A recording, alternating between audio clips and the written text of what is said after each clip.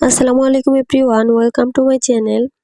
আজকে আমি আপনাদের সঙ্গে শেয়ার করব অসম্ভব সুন্দর আর মজাদার পাটিসাপটা পিঠার রেসিপি। আর এই পিঠাগুলি হবে একদমই পারফেক্ট, কোনো রকমের ঝামেলা ছাড়াই আপনারা এই ক্ষীর পাটিসাপটাটা তৈরি করে নিতে পারবেন। একদমই কোনো রকমের ঝামেলা নেই। আশা করছি আমার আজকের রেসিপিটি আপনাদের কাছে খুব ভালো লাগবে আর সহজও লাগবে। চলুন তাহলে কথা না বাড়িয়ে চলে যাচ্ছি পুরো রেসিপিতে।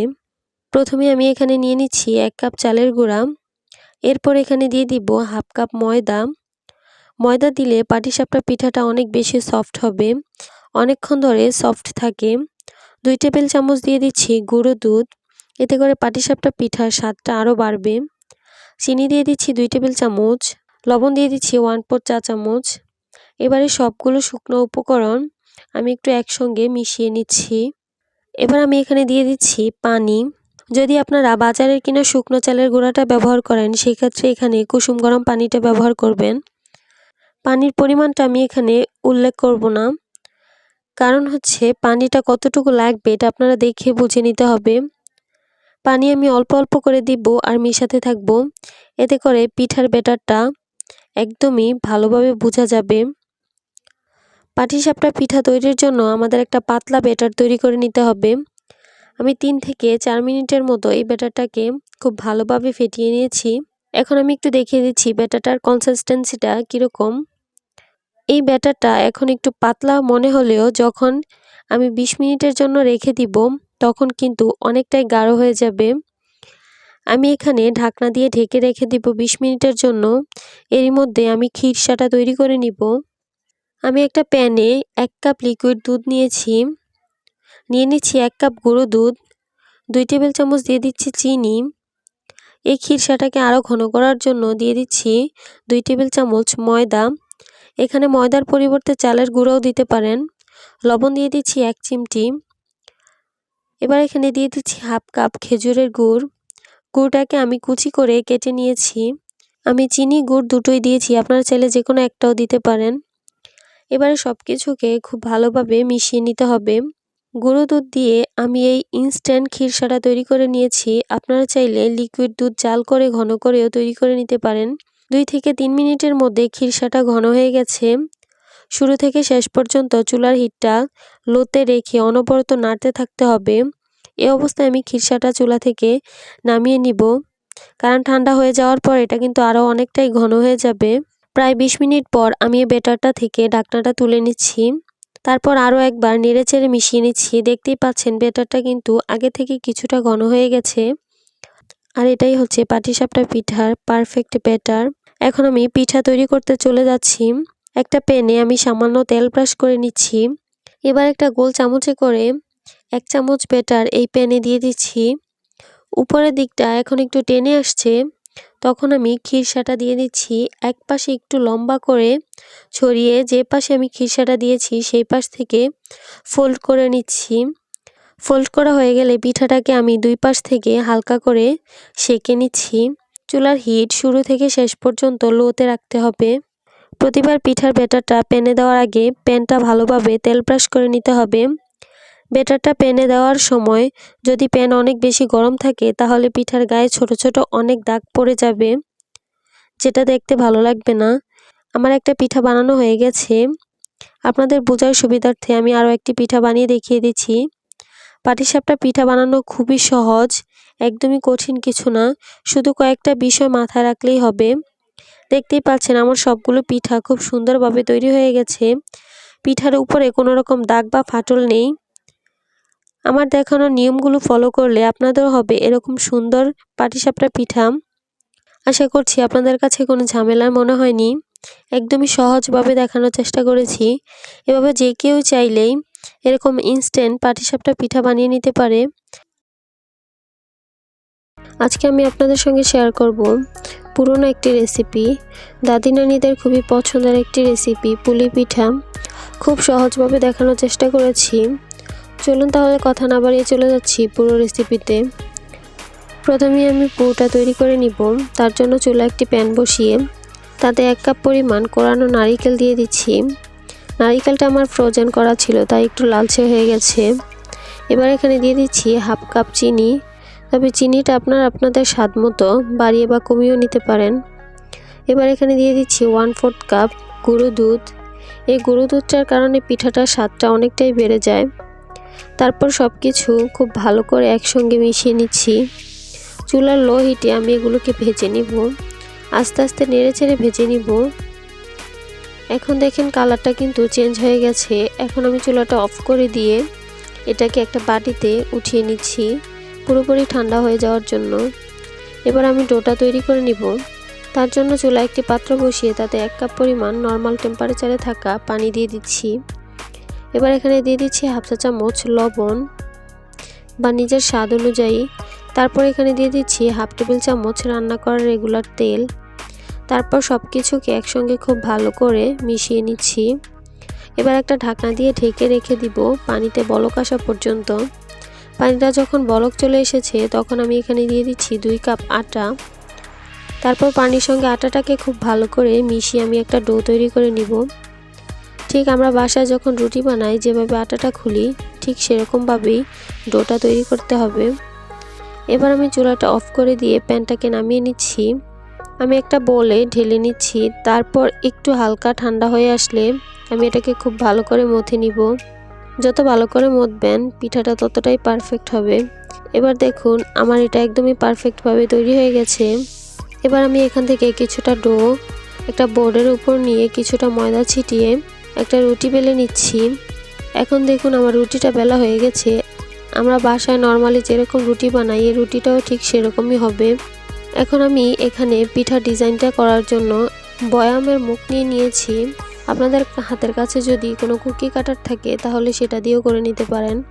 এখন আমি বয়ামের মুখটা দিয়ে রুটিটা কেটে নিচ্ছি। রুটিটা কাটার পরে সাইডের যে অংশটা আছে সেটা দিয়ে আমি আবারও রুটি বেলে নিয়ে তারপর এটা দিয়ে পিঠা বানিয়ে নিব। এবার এখান থেকে 1 চামচ পুর নিয়ে রুটিটার মাঝখানে দিয়ে দিচ্ছি। তারপর এক পাশ থেকে মুড়িয়ে অপর পাশে হাত দিয়ে একটু চেপে চেপে লাগিয়ে মুখটা বন্ধ করে দিচ্ছি। তারপর আমি হাত দিয়ে চাপ দিয়ে উল্টো করে একটা ডিজাইন করে নিচ্ছি। আপনারা দেখেই বুঝতে পারছেন আমি কাজটা ঠিক কিভাবে করছি। বাস তৈরি হয়ে গেল আমার একটি পিঠা। এভাবে আমি সবগুলো পিঠা তৈরি করে নিব। আমার এখানে সবগুলো পিঠা তৈরি করা হয়ে গেছে। এখন আমি এগুলোকে ভাজতে চলে যাব। তার জন্য চুলায় একটি প্যান বসিয়ে তাতে পর্যাপ্ত পরিমাণে তেল বসিয়ে দিয়েছি। তেলটা যখন কিছুটা গরম হয়ে আসবে তখন আমি এখানে একটা একটা করে বেশ অনেকগুলো পিঠা দিয়ে দিব। চুলার মিডিয়াম লো হিটে পিঠাগুলোকে ভাজতে হবে। অতিরিক্ত গরম তেলে বা অতিরিক্ত হিটে পিঠাগুলি ভাজা যাবে না, না হয় উপর থেকে অনেক বেশি কালার চলে আসবে। আর পিঠাগুলো যেহেতু পুরটা আগেই রান্না করা ছিল তাই এগুলো ভাজতে খুব একটা সময় লাগবে না, 4-5 মিনিটের মধ্যেই ভাজা হয়ে যাবে। এক পাশ হয়ে গেলে অপর পাশ উল্টে দিতে হবে। উল্টে পাল্টে গোল্ডেন ব্রাউন কালার করে আমি এগুলোকে উঠিয়ে নিব। আমার এগুলো এখন ভাজা হয়ে গেছে। আমার কাছে মনে হয় এই কালারটাই বেস্ট। আপনারা চাইলে আরেকটু লালচে করে নিতে পারেন, তবে আমার কাছে মনে হয় এটাই ভালো লাগে। তাই আমি একটা ছাঁকনিতে করে তেল চড়িয়ে পিঠাগুলিকে উঠিয়ে নিচ্ছি।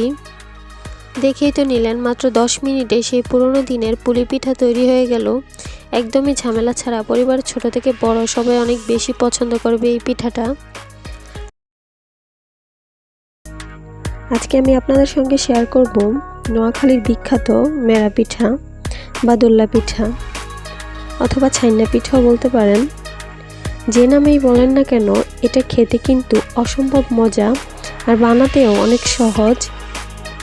আর এত সহজভাবে বানানোর চেষ্টা করেছি যেন হাজারো ব্যস্ততার মাঝেও আপনারা এটা তৈরি করে নিতে পারেন। চলুন তাহলে কথা না বাড়িয়ে চলে যাচ্ছি পুরো রেসিপিতে। প্রথমেই আমি একটা প্যানে নিয়ে নিব 1 কাপ পানি। এরপর এখানে আমি গুড় দিয়ে দিচ্ছি 1.5 কাপ। গুড়টাকে আমি একটু ছোট ছোট টুকরো করে কেটে নিয়েছি। এবার কিছুক্ষণ এভাবে নেড়েচেড়ে জাল করে নিলেই দেখতে পারবেন গুড়টা একদমই সুন্দরভাবে গলে গিয়েছে আর এখানে বলকও চলে এসেছে। এবার আমি এখানে দিয়ে দিচ্ছি 1/2 চা চামচ লবণ। লবণটাকে একটু ভালোভাবে নেড়েচেড়ে মিশিয়ে নিচ্ছি। এরপর এখানে দিয়ে দিচ্ছি 2 কাপ চালের গুঁড়া। আমি এখানে ভেজা চালের গুঁড়াটা নিয়েছি, তবে আপনারা চাইলে বাজারের কিনা শুকনো চালের গুঁড়াটাও ব্যবহার করতে পারেন, তবে সেই ক্ষেত্রে 1.5 কাপ পানি লাগতে পারে। এবার এখানে আমি দিয়ে দিচ্ছি ফ্রেশ কোরানো নারিকেল। তবে আপনারা চাইলে নারিকেলটা ছোট ছোট টুকরো করে কেটেও দিতে পারেন। এবারে সব কিছুকে আমি একটু ভালোভাবে নেড়েচেড়ে মিশিয়ে নিচ্ছি। এবার আমি একটা ঢাকনা দিয়ে ঢেকে রেখে দিব চুলার একদমই লো আছে 5 মিনিটের জন্য। আর এই 5 মিনিটে কিন্তু চালের গুঁড়াটা সেদ্ধ হয়ে যাবে। আর 5 মিনিট পর আমি ঢাকনাটা তুলে নিচ্ছি। এবার আমি ডোটাকে খুব ভালোভাবে মিশিয়ে নিব। এবার চুলাটাকে অফ করে দিচ্ছি। আর এই প্যানে আমি নেড়েচেড়ে ভালোভাবে মিশিয়ে নিচ্ছি ডোটাকে একটু ঠান্ডা করে নিতে হবে। এখন ডোটা কিছুটা ঠান্ডা হয়ে আসছে। এখন আমি এই ডোটাকে খুব ভালোভাবে মথে নিব। তবে এই ডোটাকে একেবারেই ঠান্ডা করে ফেলা যাবে না, না হয় পিঠাগুলি কিন্তু স্মুথ হবে না। হালকা গরম অবস্থাতেই খুব ভালোভাবে ডোটাকে স্মুথ করে মথে নিতে হবে। কিছুক্ষণ মথে নেওয়ার পর যখন এই ডোটা মসৃণ হয়ে গেছে, তখন আমি এই ডোটা থেকে কিছুটা ডো হাতে নিয়ে নিয়েছি পিঠার শেপ তৈরি করার জন্য। বাকি যে ডোগুলো থাকবে সেগুলোকে কিন্তু অবশ্যই ঢেকে রাখতে হবে, তা না হলে উপর থেকে অনেক বেশি ড্রাই হয়ে যাবে। পিঠাগুলি তৈরি করার জন্য আমি ডোটাকে প্রথমে গোল করে নিব। তারপর একটা প্লেটের উপর রেখে হাত দিয়ে গোল গোল করে ঘোরালেই কিন্তু খুব সুন্দর একটা ডিজাইন হয়ে যাবে। একদমই সহজ একটা ব্যাপার, আপনারা একটু খেয়াল করলে বুঝতে পারবেন। আপনাদের বোঝার সুবিধার্থে আমি আরও একটি বানিয়ে দেখিয়ে দিচ্ছি। দেখুন তৈরি হয়ে গেছে খুবই সুন্দর একটি পিঠা। আমি সবগুলি পিঠা এভাবেই তৈরি করে নিব। দেখুন আমার সবগুলি পিঠা তৈরি করা হয়ে গেছে। এখন আমি এগুলোকে ভাপে দিতে চলে যাব। এই পিঠাগুলি যে কোনো হাঁড়িতেই তৈরি করা যাবে। আপনারা চাইলে ভাতের হাঁড়ি বা রাইস কুকারে যে কোনো নরমাল পাতিলেও এই পিঠাগুলি ভাপে দিতে পারেন। আমি এখানে একটি হাঁড়ি নিয়েছি, এটাতে পর্যাপ্ত পরিমাণে পানি দিচ্ছি। তবে পানিটা একদমই বেশি দেওয়া যাবে না, আবার একদমই কমও দেওয়া যাবে না। এবার আমি পানিটা ফুটে আসার জন্য ঢাকনা দিয়ে ঢেকে রেখে দিয়েছি। যখন পানিটা ফুটে আসবে তখন আমি এখানে এরকম একটা ছাঁকনি বসিয়ে দিয়েছি। এবার এই ছাঁকনিটাতে আমি 10 থেকে 12টির মতো পিঠা দিয়ে দিচ্ছি। এবার একটা ঢাকনা দিয়ে ঢেকে রেখে দিব 10 মিনিটের জন্য। 10 মিনিট পর আমি ঢাকনাটা তুলে একটা টুথপিক দিয়ে চেক করে নিচ্ছি পিঠাগুলো হয়েছে কিনা। যদি দেখেন টুথপিকটা একদম ফ্রেশ বের হয়েছে, তখনই বুঝতে হবে পিঠাগুলি একদমই হয়ে গেছে। এভাবে আমি দ্বিতীয়বারের মতো পিঠাগুলি ভাপে দিয়ে দিব। যদি পানিটা কমে আসে তাহলে আরও কিছুটা পানি অ্যাড করে দিব। দেখুন আমার সবগুলি পিঠা খুব অল্প সময় তৈরি হয়ে গেল। কোনো রকমের ঝামেলা ছাড়াই যে কোনো হাঁড়িতে এই পিঠাগুলি তৈরি করে নিতে পারেন। আজকে আমি তৈরি করে দেখাবো ভাপা পুলি পিঠা। পুলি পিঠা আমরা সবাই বানাতে পারি, তবে আজকে আমি তৈরি করে দেখাবো তেলে না ভেজে এটাকে ভাপে দিয়ে আমি তৈরি করব। আশা করছি আমার আজকের রেসিপিটি আপনাদের কাছে ভালো লাগবে আর সহজও লাগবে। চলুন তাহলে কথা না বাড়িয়ে চলে যাচ্ছি পুরো রেসিপিতে। ভাপা পুলির জন্য প্রথমে আমি নারিকেলের পুরটা তৈরি করে নিব। তার জন্য চুলায় একটি প্যান বসিয়ে দিয়েছি। আমি এখানে নিয়ে নিচ্ছি হাফ চা চামচ ঘি। ঘিটা সামান্য গরম হয়ে আসলে আমি এখানে দিয়ে দিচ্ছি 2টা এলাচ, দিয়ে দিচ্ছি 2 টুকরো দারচিনি, দিয়ে দিচ্ছি একটি তেজপাতা। এবার আমি এগুলোকে কয়েক সেকেন্ডের জন্য ঘিয়ের সঙ্গে ভেজে নিব, সুন্দর একটা ফ্লেভার বের হওয়া পর্যন্ত। ভেজে নেওয়া হয়ে গেলে এবার আমি এখানে দিয়ে দিব 1 কাপ কোরানো নারিকেল। 1 কাপ কোরানো নারিকেলের সঙ্গে আমি এখানে দিয়ে দিচ্ছি 1 কাপ গুড়। গুড়টাকে আমি একটু ছোট ছোট টুকরো করে কেটে নিয়েছি। গুড়ের পরিবর্তে আপনারা চাইলে এখানে চিনিও দিয়ে এই পুরটা তৈরি করে নিতে পারেন। চুলার হিটটাকে একদমই লো হিটে রেখে নেড়েচেড়ে আমি এগুলোকে রান্না করে নিব। কিছু সময় ভেজে নেওয়ার পর এগুলোর কালারটা চেঞ্জ হতে থাকবে। শুরু থেকে শেষ পর্যন্ত অনবরত নাড়তে থাকতে হবে, কোনোভাবেই নাড়াচাড়া অফ করা যাবে না, তাহলে কিন্তু এই পুরগুলো পুড়ে যেতে পারে। যখন দেখতে পারবেন এই পুরটা একদম আঠালো হয়ে গেছে, তখনই বুঝতে হবে এই পুরটা তৈরি হয়ে গেছে। এই পুরটা এখন আঠালো হয়ে দলা ধরে আসছে, তার মানে পুরটা তৈরি হয়ে গেছে। এখন আমি চুলাটা অফ করে দিয়ে এটাকে নামিয়ে নিব। এবার পিঠার জন্য আমি একটা ডো তৈরি করে নিব।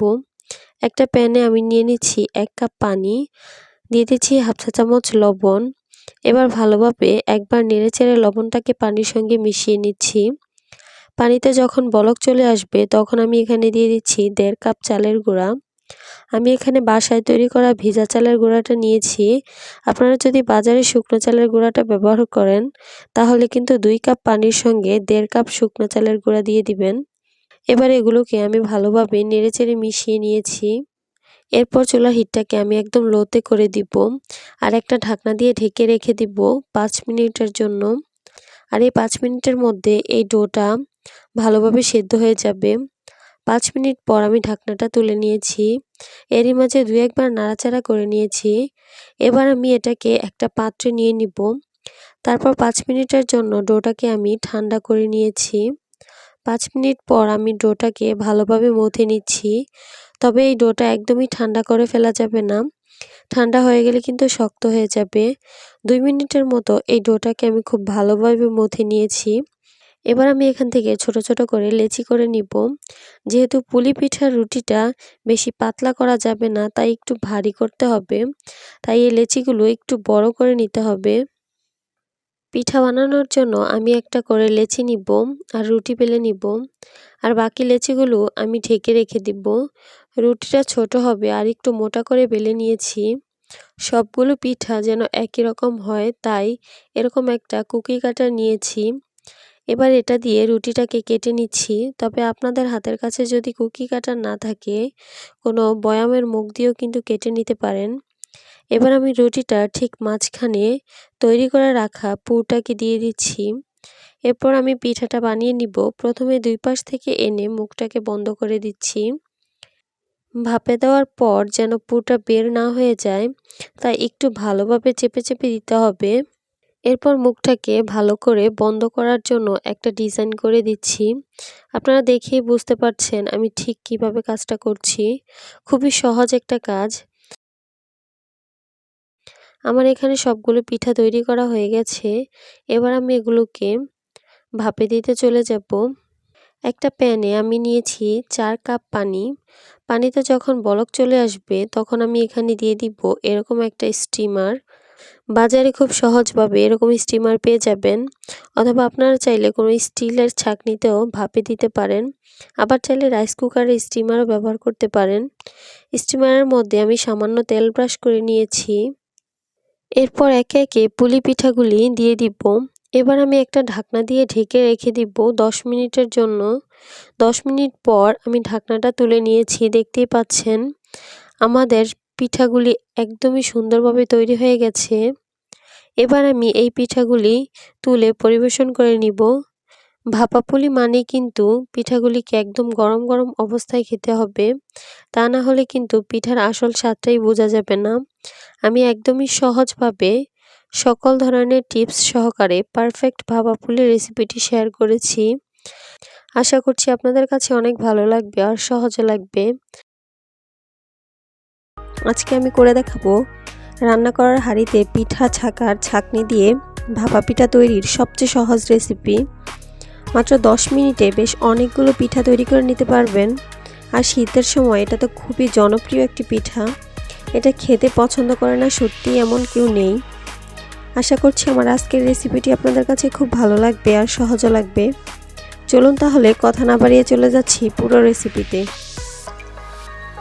প্রথমে পিঠা তৈরি করার জন্য আমি একটি মিক্সিং বোলে নিয়ে নিয়েছি 2 কাপ চালের গুঁড়া, সাথে দিচ্ছি 1 চা চামচ লবণ। এবার লবণ আর চালের গুঁড়াটাকে প্রথমে একটু ভালো করে মাখিয়ে নিতে হবে। মাখানো হয়ে গেলে এবার আমি এখানে দিয়ে দিচ্ছি নর্মাল টেম্পারেচারে থাকা পানি। পানিটা আমি অল্প অল্প করে দিব, একসঙ্গে অনেক বেশি দিলে ডোটা অনেক বেশি নরম হয়ে যাবে। পানির পরিমাণটা আমি বলতে পারছি না, আপনারা যখন দেখবেন চালের গুঁড়াটা মুঠো করলে এভাবে দলা পেকে যাবে, আবার চাপ দিলে ভেঙে গুঁড়িয়ে যাবে, তখনই বুঝতে হবে ময়ানটা একদম পারফেক্ট হয়েছে। এবার আমার মাখানো হয়ে গেছে। এখন আমি একটি মিক্সিং বোলে এরকম একটা ছাঁকনি নিয়ে নিয়েছি।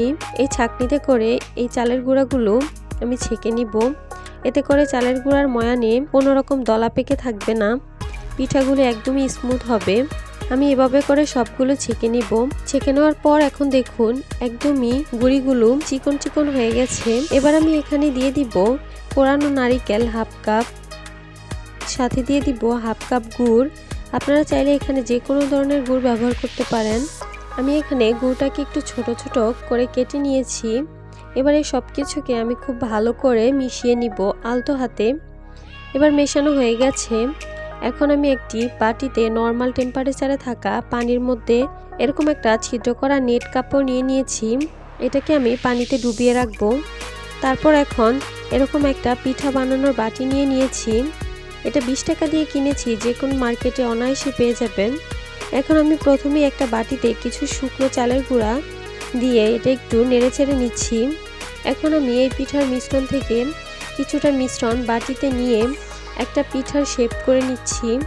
একটু হাত দিয়ে হালকা চেপে চেপে পিঠার শেপটা তৈরি করে নিতে হবে। পিঠার শেপটা তৈরি করা হয়ে গেছে। এখন আমি ওই যে বাটিতে কাপড় ভিজিয়ে রেখেছিলাম সেটা নিলাম।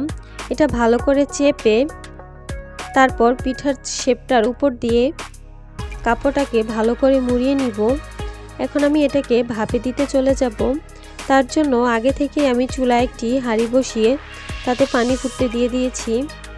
পানিটা যখন ফুটে আসবে তখন আমি এখানে এরকম একটা ছাঁকনিতে করে পিঠাটা এই হাঁড়িতে বসিয়ে দিচ্ছি। তারপর আলতো হাতে বাটিটাকে সরিয়ে নিচ্ছি।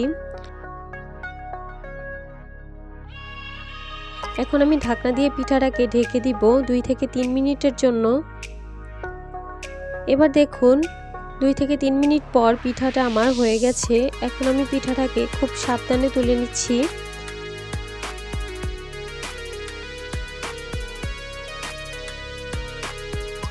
দেখুন তৈরি হয়ে গেল একদমই কম সময়ে আর সহজে, মাত্র 3টি উপকরণে ভাপা পিঠা। শীতের দিনে ভাপা পিঠা না খেলে সত্যি জমে না। এভাবেই আমি সবগুলি পিঠা একইভাবে তৈরি করে নিব। শীতের দিনে এরকম গরম গরম ভাপা পিঠা সত্যি খেতে অনেক বেশি মজা লাগে।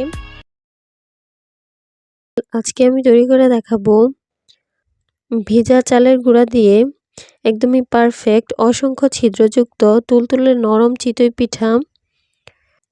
এই পিঠাগুলি অনেকে তৈরি করতে ভয় পায়, কারণ ফুলতে চায় না, আবার নরম হতে চায় না। আজকে আমি সকল ধরনের টিপস আর ট্রিক্স সহকারে একদমই পারফেক্ট চিতই পিঠার রেসিপিটি আপনাদের সঙ্গে শেয়ার করব।